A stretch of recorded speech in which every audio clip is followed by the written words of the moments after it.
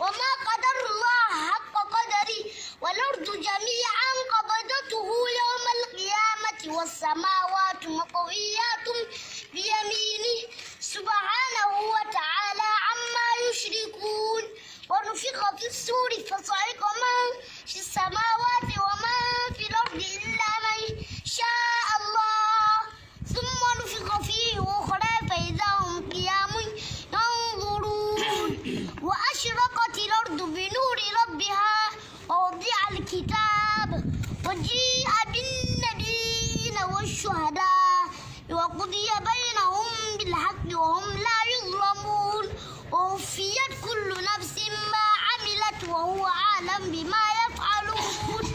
فسيق الذين كفروا إلى جهنم زمرا حتى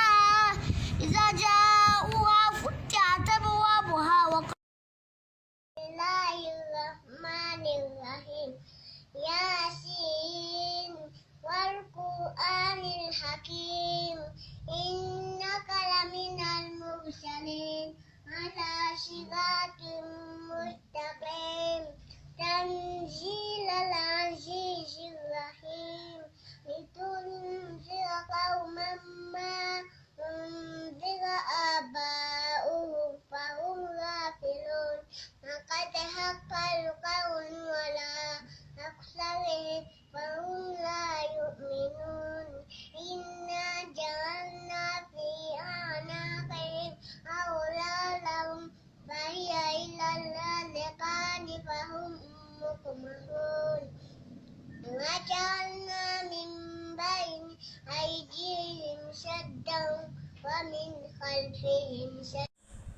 لي خمسة أطفي بها عر الوباء الحاتما المصطفى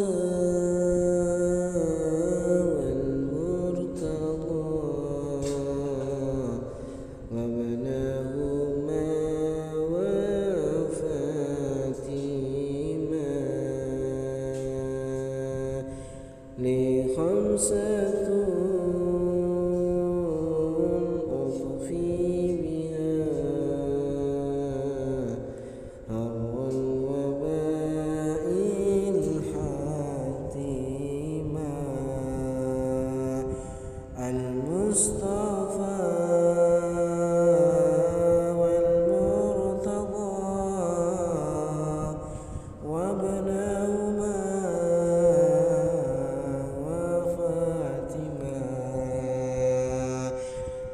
خمسة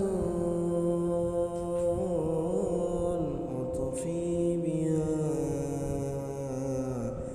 عر الوباء الحاتما المصطفى والمرتضى وابناهما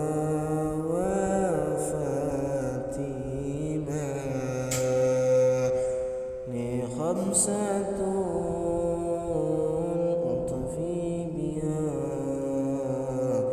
عر الوباء الحاتما المصطفى والمرتضى وابناهما وفاتما.